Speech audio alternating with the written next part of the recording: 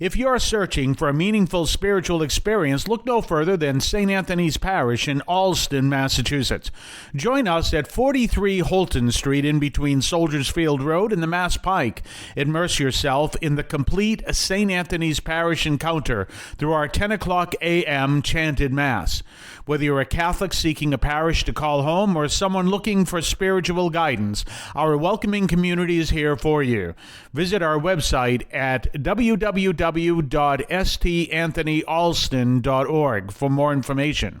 St. Anthony's Parish, where faith finds a home. Welcome to the voice of St. Anthony Parish from Allston, Massachusetts, right here on WROL 950 AM 100.3 FM. And you can also hear us at CatholicAudiomedia.com. That's CatholicAudiomedia.com.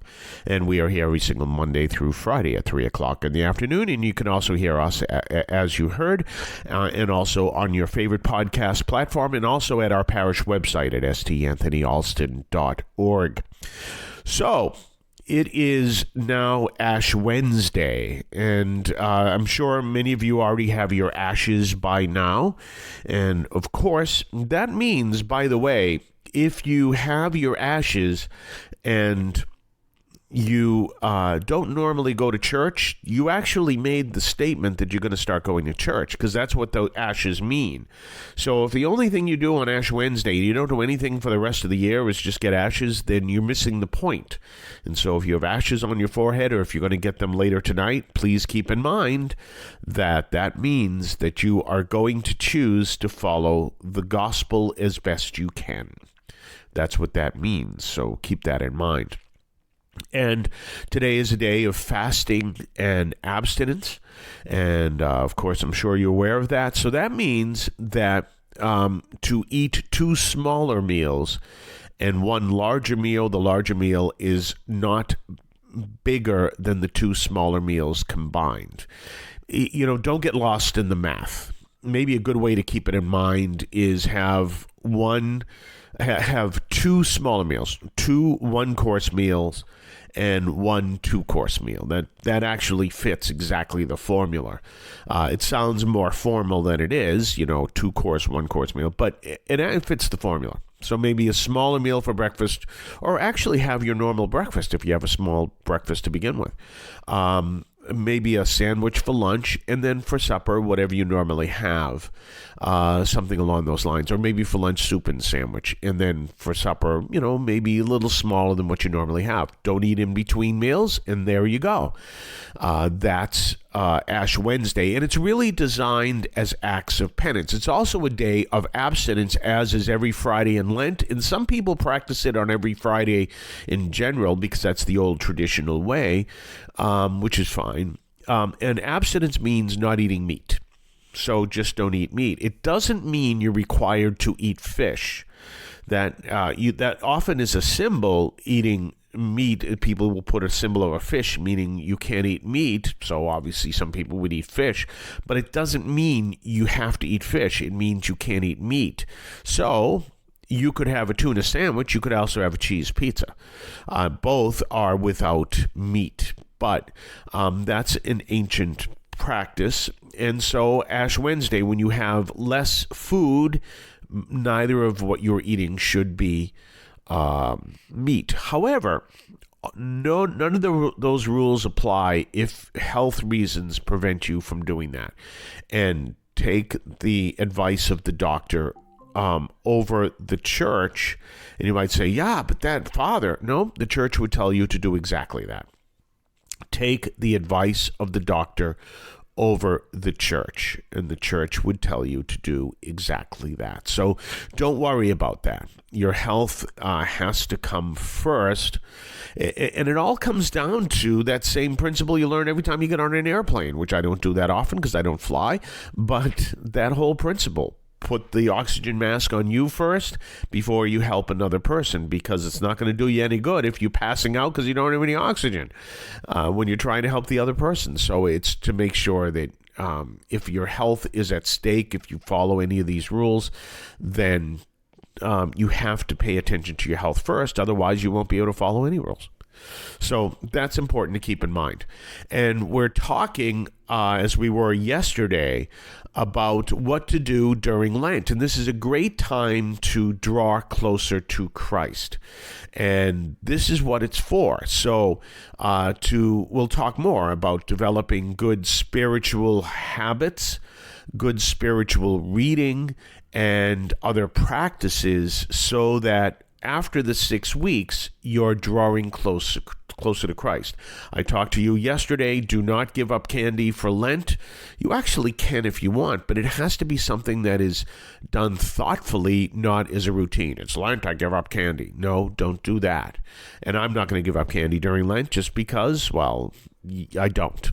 And it's really part of that. It's just, well, this is the time I give up candy. No, then you're not putting any thought into it. Put some thought into what you're doing during Lent, and it'll bear much fruit at the end of the season. We're going to talk more on the other side of the break. You're listening to the voice of St. Anthony Parish from Allston, Massachusetts, right here on WROL. So I have a suggestion for you. If you ever want to attend Mass at St. Anthony Parish in Allston, Massachusetts, you have a standing invitation to our 10 o'clock a.m. Mass every single Sunday. That's our chanted Mass.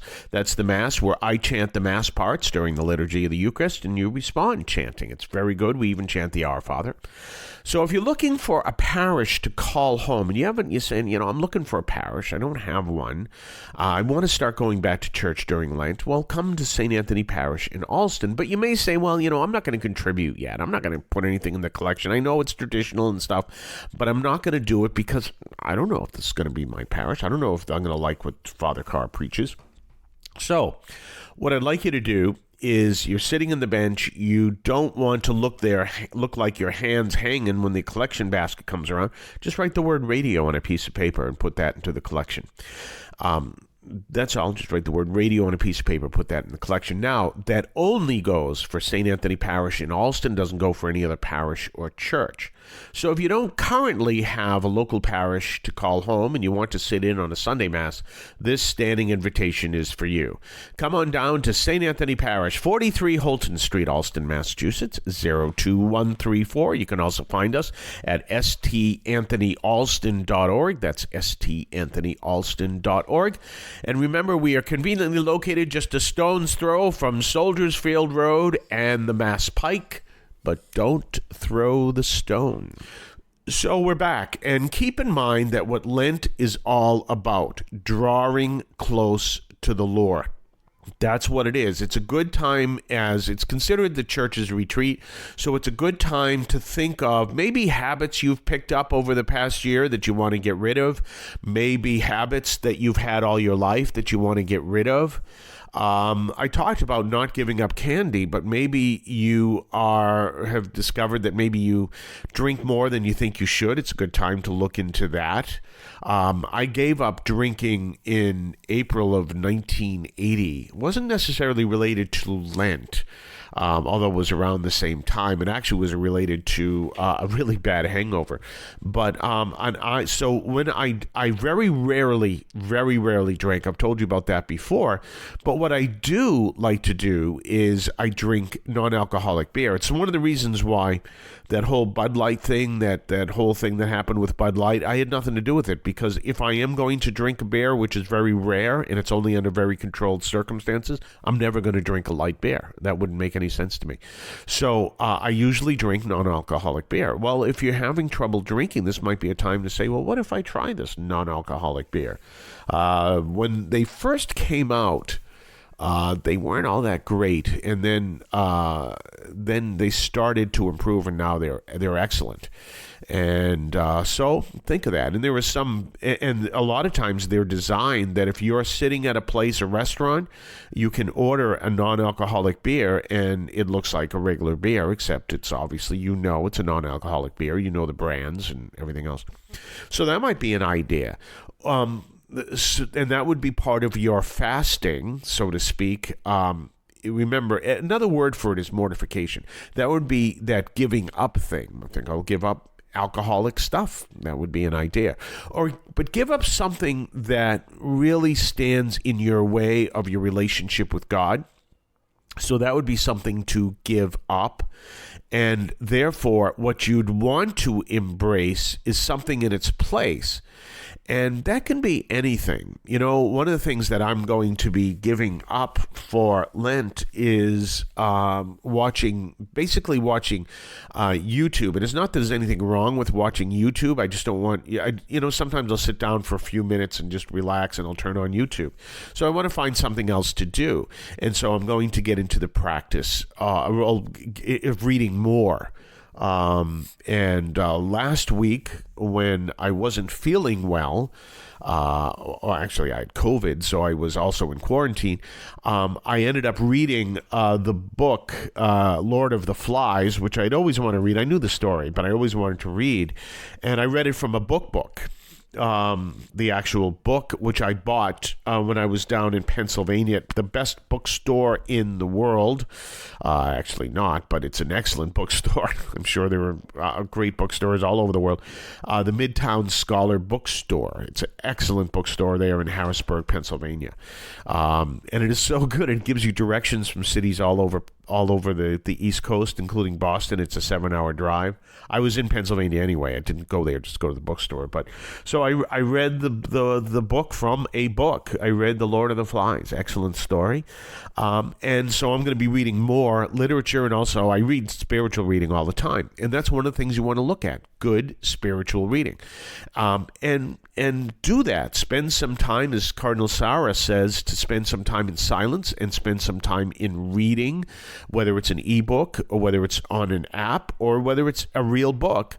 Consider that and do some good reading. And also magazines, some decent magazines. There aren't that many good Catholic magazines, I hate to say. So I'm sorry to say that. But if you can find one that's really good, check those out. We're going to talk more tomorrow. Have yourself a blessed day. I want to call your attention to Catholic TV, which offers great faith-filled, family-friendly programming 24 hours a day. You can find your cable channel at www.getcatholictv.com, and you can watch online on the free apps or check out the YouTube channel. Daily Mass, Rosaries, the Divine Mercy Chaplet, and the Our Lady of Perpetual Help Novena are all available online and on demand. Check out CatholicTV.com. If you're searching for a meaningful spiritual experience, look no further than St. Anthony's Parish in Allston, Massachusetts. Join us at 43 Holton Street in between Soldiers Field Road and the Mass Pike. Immerse yourself in the complete St. Anthony's Parish encounter through our 10 o'clock a.m. chanted Mass. Whether you're a Catholic seeking a parish to call home or someone looking for spiritual guidance, our welcoming community is here for you. Visit our website at www.stanthonyalston.org for more information. St. Anthony's Parish, where faith finds a home.